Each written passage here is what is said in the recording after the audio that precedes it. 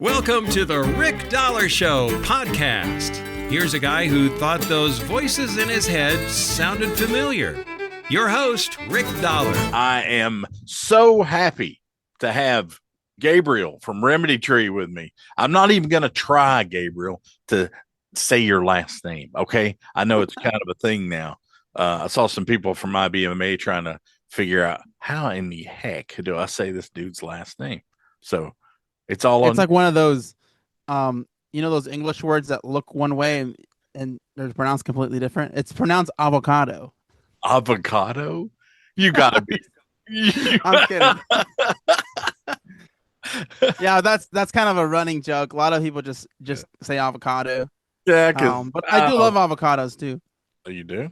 Man, I had every time we eat Mexican somewhere, man, I'm like, my wife was like, "You're not gonna eat your avocado, right?" And I'm like, "No, I just can't stand the texture. It's like there's something there that's just messing with me. I don't know." Did you see Soul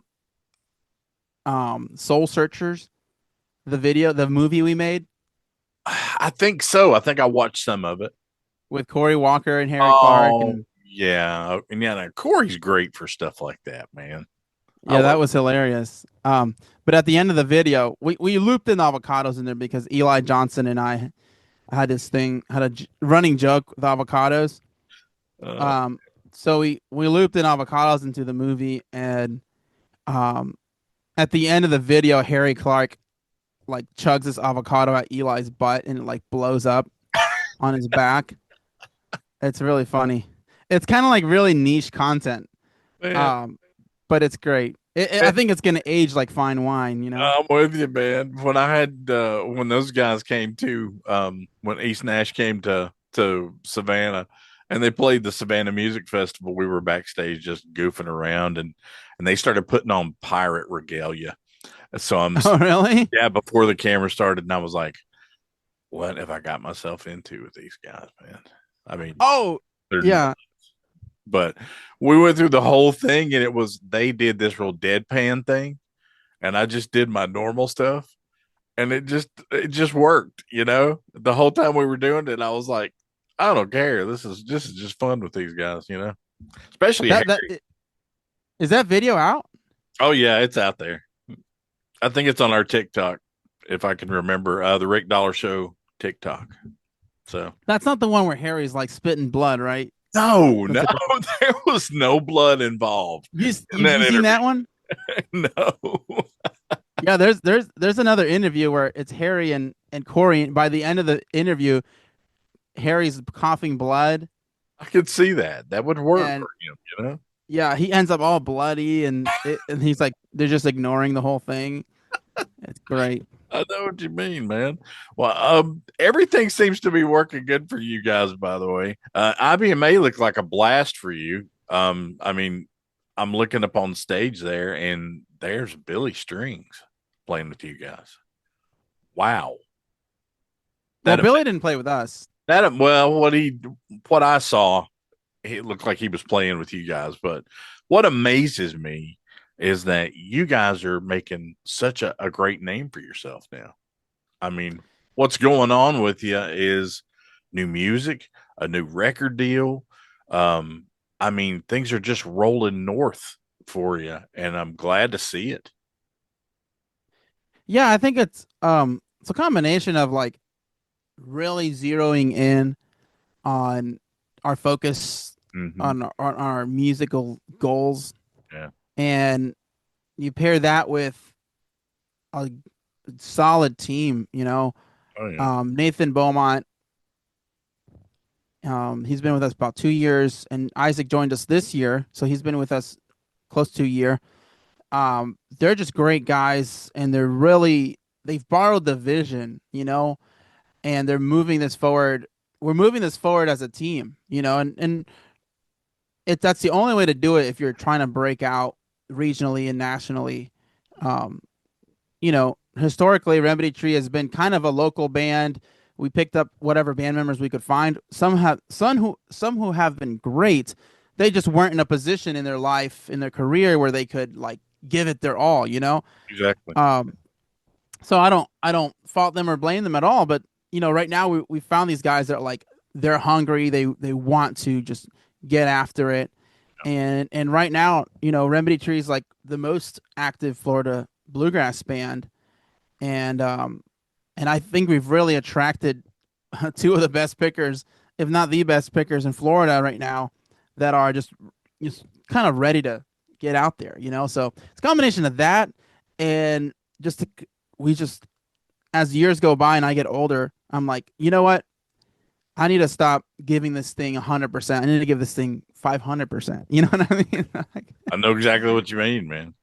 I was Yeah. I was like at the crossroads, man. I was sitting there and thinking, okay, all this is working okay. Then, you get an email from iHeartRadio and all these people like that, and you're like, what? Somebody, Yeah. somebody actually went on my YouTube channel and looked where we've been doing this for, since 2016, and Mm-hmm. they're like, hey, we need this guy. So I woke That's up sick. one morning and I got an email. You're live on iHeartRadio. I was like, why? Yeah. How's that going on? But I mean, I'm not gonna fault them. I think they made a good choice. yeah. But I mean, listen, I think people recognize when you just show up every day yeah, consistently, and then you're not just showing up with, you're showing up with your heart and soul, with everything you got, your best at that time, yeah. whatever that is. And people recognize that. They see what you're doing. Mm-hmm. And when people are out there looking for, the next best thing, they're going to find someone who's already, I guess, proven themselves with longevity, And, we've been at this for a while. You've been at this for a while. And sometimes, I don't know, sometimes you just have to like, just kind of put your head down and just work, do your thing, stay consistent, don't ever stop. And then you look back and you realize like, wow, we've actually made some progress here, Yeah. And the thing is, you're working so hard, you don't even notice that you're making the progress. You're like, Yeah, exactly. but when And you just have to love the work, That's because right. if you hate the work, it's going to be hell. Oh my, Obviously, dude, you gotta love it. there was a lot of times we started out doing NASCAR stuff, and dude, when you got to walk around, I mean, a NASCAR racetrack for 8-10 hours, and Yeah. I can't really say much about the physical part of it for me, but my camera guy Tony Dean, he was like 6'6", and he weighed about probably 260, 270, huge guy. But when they saw Tony coming with the camera, they knew they were getting an interview, whether they wanted to or not. Yeah. I mean, Kevin Harvick almost peed on me one time, which is crazy. I was in the men's room and they were getting ready to start, and I guess he had to go to the bathroom. So he ran in and jumped into the stall next to me, and I was like, "Whoa, easy now." I thought it was some drunk guy, and hopefully it wasn't. But there's things that happen when you try to, when you're out there with your head down doing this every day. You have all kinds of crazy stuff go on. But yeah, man, absolutely. What about this new music, brother? I'm loving what you're doing with Mountain Fever. They're probably one of the most upcoming labels out there. I think with nothing against Mark. I loved Mark, but I think Amanda has a different mindset of what the future of this label should be. And so far, so good. I mean, you still got Aaron Ramsey there, right? Yeah. Yeah, he's still doing the bulk of the mixing, or if not all of it. Yeah. God, or what engineering and mixing. Yeah. Yeah, I'm stoked about it. This new music's been cooking for, since 2 years ago. We signed in the beginning of 24. We went into the studio in the summer of 24. And then it usually takes about a year for all the singles to come out and everything to happen. So, the album dropped just after summer of this year. And at this point, like we're already ready for the next one. So I've already we're already in talks with them to start on the new one. And but it's interesting to see like this album is such a timestamp of where we were 2 years ago. Mm-hmm. And some of it is older music, some of it is music we wrote for the album. It's all has this like it all has like a special place, you know. It's a great album. I'm really happy with it, you know. Yeah. I mean, I think that, I see, and I say this a lot, I guess sometimes, but I actually saw some really good growth between the first time I ever heard your music and, we ran across each other. Things have changed. Yeah. But you're following your heart. You're following what you think is what you need to do. And who could fault you for that? I mean, that's exactly what we're all here for, Well, this is a compliment to Amanda Cook and maybe her leadership there. I just had a conversation with her about the next album. I'm like, this is the kind of stuff we're doing. I mean, she's pretty much just like do your thing, So I'm really excited about this next album because I'm not going to say it's a departure from bluegrass. I think it's just kind of honestly, we're just cranking up our authenticity even more, and we're just doing more of what's just pouring out of us. This next album's a lot more of a collaboration, stylistically, and me and Nathan, the mandolin player, we're doing a lot more writing together. That's good. We already have like 6 songs that we know are going on the album, and some of them are grassy, some of them are, I guess, more towards like the jam grass, Americana, singer songwriter. So I think it's going to be a more broad album stylistically. I'm really excited about it. I feel like this first album we did with Mountain Fever was kind of like a foundation, sure, and it really put like I told you the other day, like kind of stamped us into the bluegrass scene, and which I always dreamed of, like having a bluegrass band and a bluegrass album, bluegrass label. And now we're just continuing on this kind of creative journey. And this next album, it'll be, I think it'll be more explorative, to a certain extent. That's why I'm most excited about. That's good. It's always good to step into something that you've maybe always wanted to step into and thinking, yeah, I can do this. No doubt about it. I can do it. And then it starts coming, when it starts rolling through your head and you see things happening in front of you, dude, there's nothing better than that. Yeah. Yeah. I feel like we've seen a little bit of that. We weren't on Sirius before 25. We weren't on Sirius. We didn't have any movement on Spotify, none of that. And that's a lot due to being on the label, and just having a lot more like real exposure, opposed to just a very localized thing. Yeah. So it's exciting. It's definitely like the first step to breaking out into a more regional, national scene. So I think it's going well. When it comes to music, there's nothing like playing an instrument that has soul in it. And that's exactly what you'll find at Randy Wood Guitars.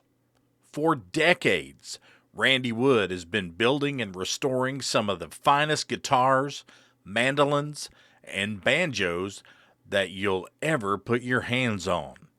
His instruments have been played by legends and trusted by pickers who know the difference. When you walk into Randy Wood Guitars down in Bloomingdale, Georgia, you're not just stepping into a shop. You're stepping into a tradition.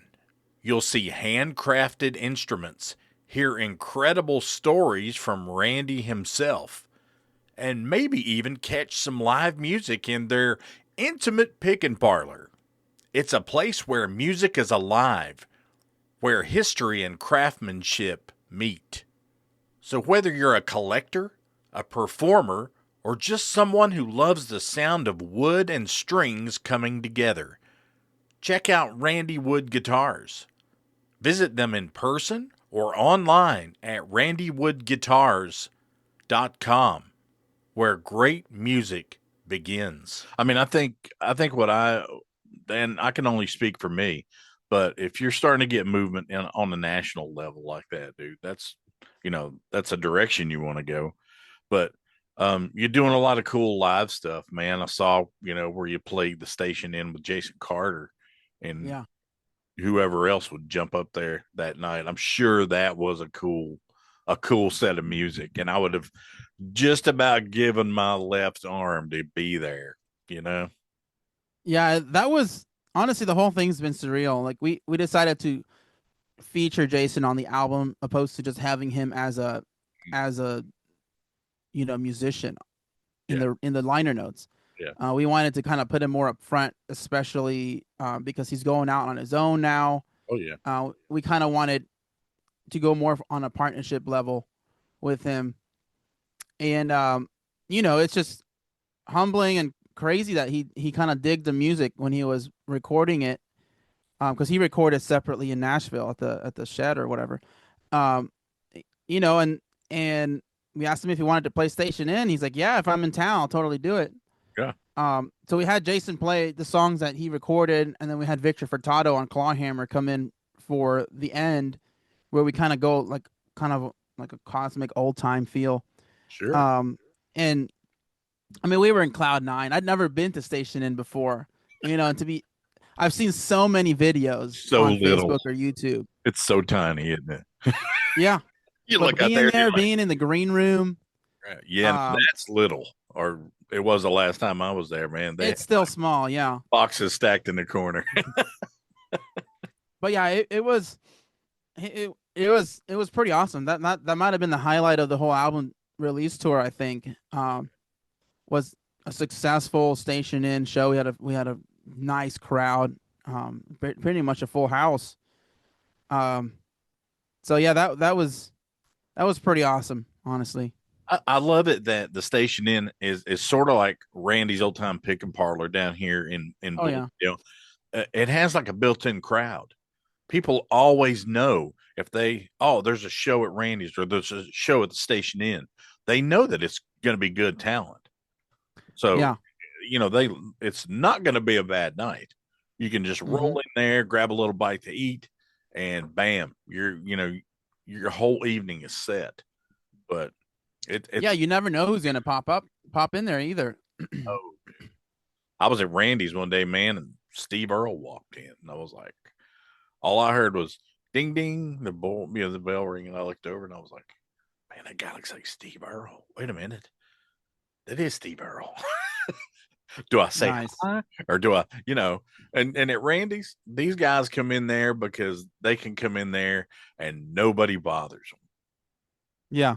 Everybody's like, oh, hey, how's it going, Steve? Saw you on the opera the other night. Good job. That's it. Hey, where's Randy? He's in the back. Yeah. Working on a guitar.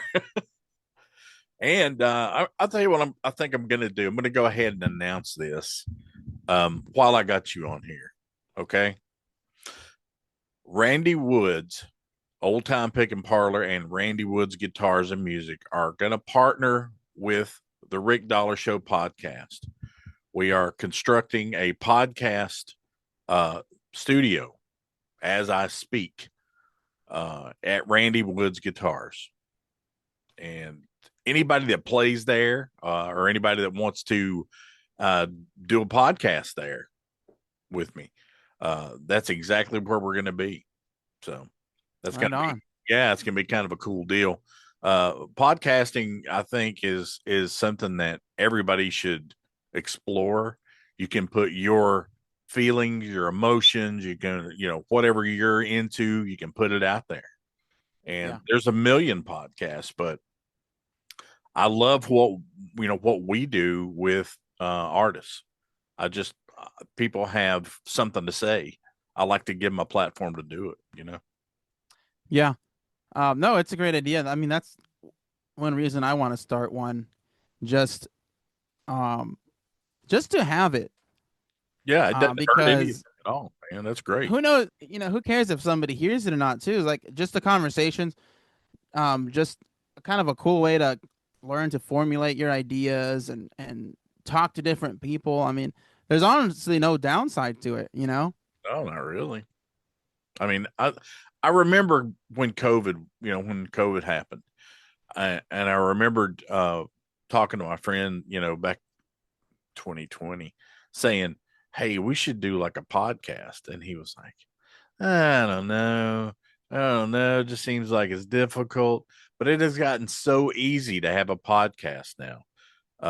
So many platforms. I mean, Spotify, iHeart, Amazon Music, or Apple Podcasts. Oh yeah. And I think, it grows every day. And then there's about 60 other ones that you can put on your phone and listen to a podcast. But, the Yeah. reach can be incredibly good if you do it the right way. So, Yeah, 2020 was the time to start. I mean, that's when Man. that's the craze that started. And it's almost been 6 years since then, which is nuts. but my ideas started, gelling and all that stuff. And you'd have all these ideas. I had all these pieces of paper sitting around that I'd taken notes on, just every once in a while. And Yeah. it still happens today. The juices flow when you're interested in doing something, Yeah. that's just the way it works, That's what we're going to be doing with the band. And if you're watching this podcast, you're finding it out first, but Here we're we go. we're probably going to not probably. I'm going to be launching a Patreon, like a soft launch for the band, and one of the things we're going to have in there is just like the Remedy Tree podcast. We're just going to go on Discord. Yeah. And have the 4 screens, and we're just gonna chat every week about stuff, and post it on there. It's just extra content, but it's so easy to make. Yeah, it's simple. And there's dude, if one of my favorite bands was doing that, I'd be on that. If East Nash or Billy Strings or whatever was just chatting it away on Discord, I'd want to be on that. I'd want to watch that. So like, I don't want to see that. I know we're not at that level, but at some point we will, and all that's going to be archived too. So, but you can do that though. Anyway, it doesn't matter what level you think you're at now. Come on, Gabe. Exactly. Yeah. Give yourself a little bit of credit here. Well, I was talking about the vlogs I've been making since like over 10 years now. Yeah. There's not one there that has over 5,000 views. But I enjoy the process so much, and I enjoy like when one person says, "Oh man, I watch every single one," and like I'll do it for them, even if it's 5 people, because I just love the process. I love doing it, and I love having even our kids sometimes watch those videos, and it's like an upgraded version of a home video because it's all edited and there's cinematic stuff in there, So like I love that, so I'm all about it. Man, I remember when I was young, my dad had, he was got one of the first video cameras. I thought it was kind of funny, but we are still, my brother and I are still looking for those videos. We can't find them. Oh yeah. I would love to have those things, dude. Yeah, I had an old camcorder, and this is way back before me and Abby were dating. Mm-hmm. I'd go to this old time festival with my camcorder, and I was filming their band. Oh, wow. And I think I ended up recording over those videos because later on down the road, I was just like filming other stuff, and you know how it is with cassette tapes, you just record right over. So I have a stack of cassettes. I need to go through them, and kind of see what's in there because there's some old stuff in there. Yeah, I can imagine. Might want to put the kids to bed before you do that too. But anyway, well, man, I'm tickled to death about everything going on with you guys. And I don't know if I answered your poll on camera earlier, but you had a poll that you put out on Facebook I saw today, and you gave a choice of that you have to destroy one of these 3 things in order to live your life. So the first one was bluegrass, so that's not going to happen for me. Number 2 is old time music. Can't do that because that's what I grew up with. And my good looks would be number 3. Yeah, they're already gone. So Anyway, Yeah. you want to answer that poll there, young man? Yeah, this is very controversial. Yeah. But I'll have to I'm going to do this because I am I am confident that Bill will come out of his grave and recreate what he did. I'm So if sure, I just man. because you can't have bluegrass without old time music. I know. It just they go So hand. if you destroy bluegrass, it will come back because old time's still there. You got Irish music and blues and rock. It's all still there. All So that Bill would come out from his grave and recreate it from scratch. guarantee. And I can't destroy my good looks because that would just be an insult to my mom and dad, So And Abby would get really pissed off. I love bluegrass, but I just trust that Bill would come back and build it back up.